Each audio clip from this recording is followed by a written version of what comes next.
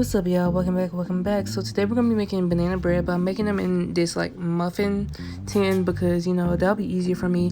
This is the old recipe that I've had in this cookbook that I started in like 2018.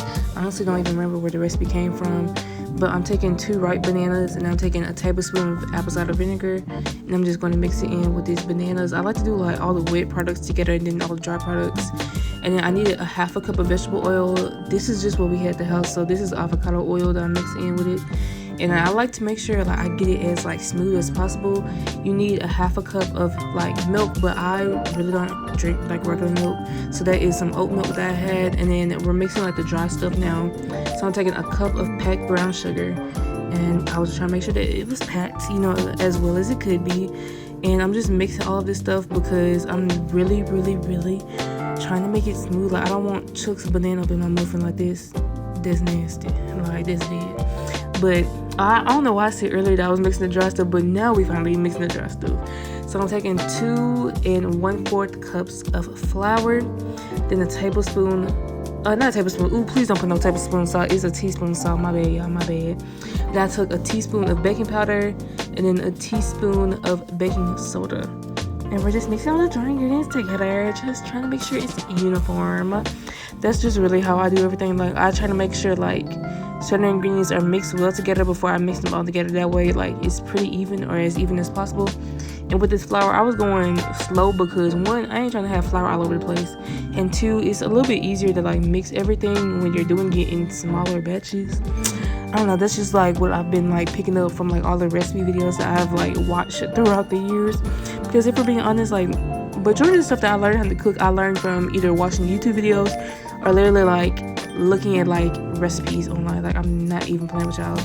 Literally this whole cookbook, I finished this cookbook like a couple months ago, but like I've literally had it for like 6 years now, and I need to get another one. A lot of recipes are recipes I found when I was like vegan. I was like vegan, vegetarian for a little while. Then like I literally started off as vegan, then I transitioned to vegetarian, and I transitioned to just like plant-based. And for my add-ins, I'm adding in some walnuts, and I decided to add a little bit of cinnamon in. The recipe doesn't have cinnamon, but I want to add it in. But yeah, a lot of recipes are plant-based just because like at that point in time, like 2018, 2019, there were like vegan options becoming more available, but they still weren't as easy, especially because I was in college too.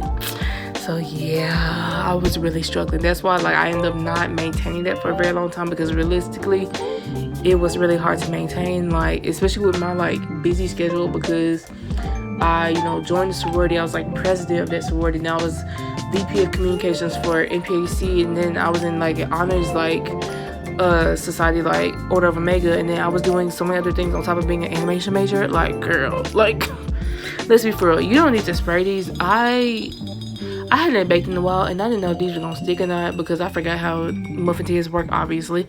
But yeah, I just try to make sure that all of the tins have some, and then I'll go back and like add them to make sure they're even later on.